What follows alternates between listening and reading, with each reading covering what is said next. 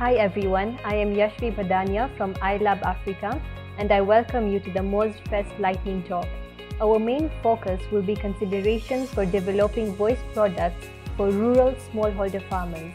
Our application Imarika is a weather and farming advisory mobile application that offers digital climate advisory services in Swahili that will support smallholder farmers to adapt to the changing weather patterns. It includes a weather report for the day and a 14-day weather forecast for the farmer's consideration. So, what are the discrete features of the application? The mobile system uses a text-free graphical interfaces that utilize voice and touch interaction to deliver weather forecasts and agro-advisory.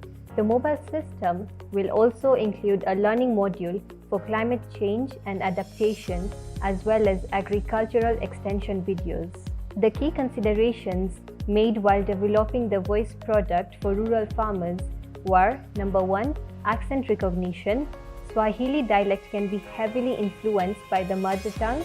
Accents make it hard for the device to take in what the user is saying, making the application difficult to use or, in the worst case, unusable.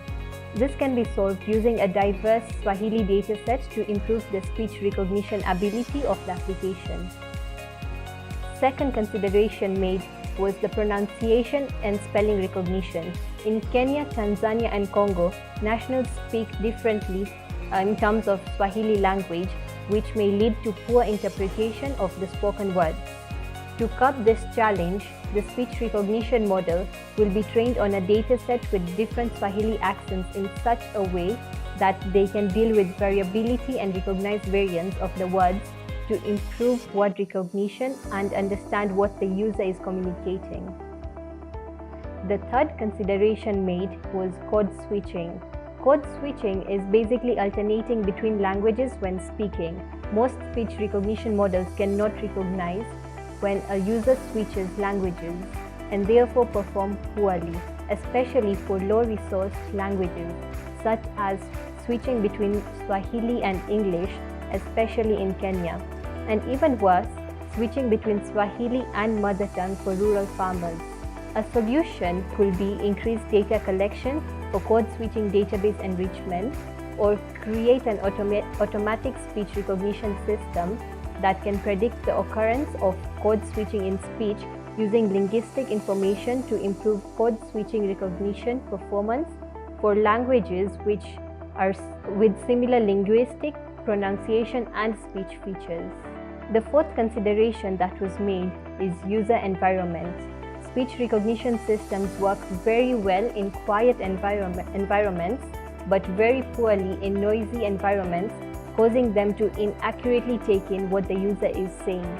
Adding different background noises associated with rural areas and farms into the training models will allow the application to differentiate between the user and the background noise. The fifth consideration that was made was digital literacy. The voice products being digital, adaptation of the product can be heavily influenced by the digital literacy of the farmers. Research on the intended users will help in developing an application that is user-friendly to encourage high adaptation amongst the farmers. The sixth consideration that was made is privacy and data security. As technology advances, there tends to be an infringement of privacy and data security of users, especially in data used for training the models. Data inputs are required for a voice assistant to learn, and inputs can be generated through voice data collection or research studies. This may infringe on the data privacy of the user. Therefore, it is recommended that applications include permission requests where the user is alerted on the use of his or her voice input in improving the application's performance. The seventh consideration that was made was choosing the right voice. A voice assistant with a robotic or unnatural voice creates a disconnect with the user and makes it hard for the user to understand and connect with what is being said. And having a Swahili-speaking voice in the Kenyan context with a natural accent and with a less robotic voice will be easier for the user to interact with. In conclusion, taking into account the considerations explained, Imarika aims to create a user-friendly application with an accurate speech recognition model to deliver digital climate advisory to the rural farmers.